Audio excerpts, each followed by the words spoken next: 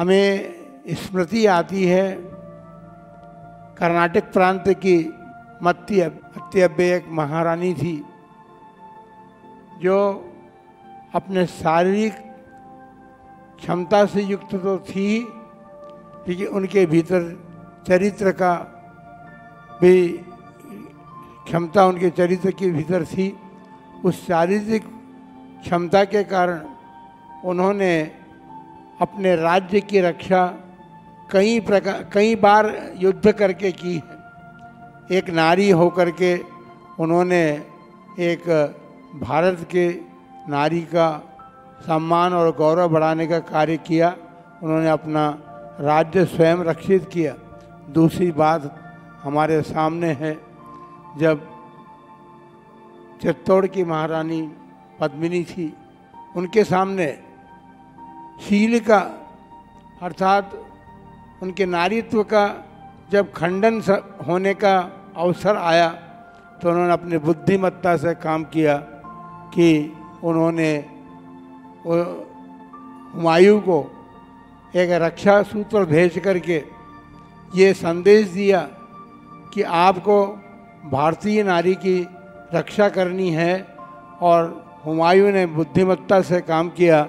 वो समझ गए कि मेरे लिए रक्षा सूत्र क्यों भेजा गया है, इसलिए उन्होंने उस पद्मिनी के राज्य की और उनके खुद की शील की या उनके चारित्र की रक्षा करने में अपना पूरा सहयोग दिया। बंधुओं, ये क्षमता आप में शारीरिक क्षमता तो बढ़े, लेकिन इसके साथ साथ आप में बुद्धिमत्ता की क्षमता भी बढ़े। आप बहुत अध्ययन करेंगी, अध्ययन कर रही हैं और आगे चल कर के और ऊंचाइयों तक पहुंचने का आपका लक्ष्य यदि बनता है, क्योंकि अभी आपने हमारे माता जी से सुना कि लक्ष्य बनाना जरूरी है। आपकी ही उम्र की हैं वो, और आपकी ही उम्र की होकर के भी उन्होंने अपना लक्ष्य बनाया और दीक्षा लेकर के वे आप सबके सामने उपस्थित हैं।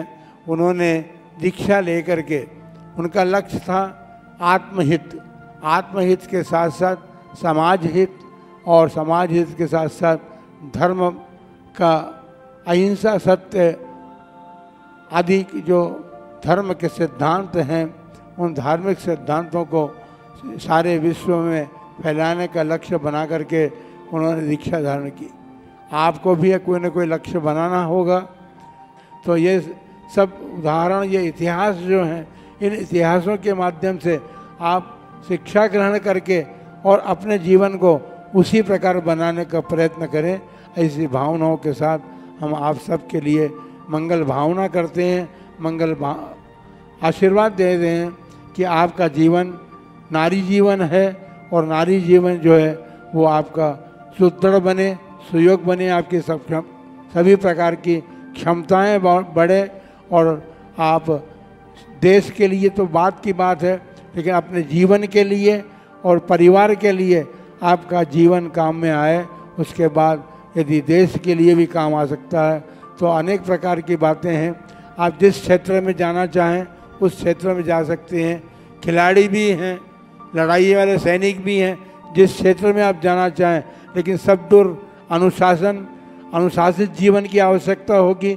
आपका अनुशासन आपको सुदृढ़ बनाएगा, और अनुशासन के साथ जब जिस क्षेत्र में आप आगे बढ़ेंगे तो आप सफलता को प्राप्त होंगे। ऐसा हमारे आशीर्वाद आप सबके लिए।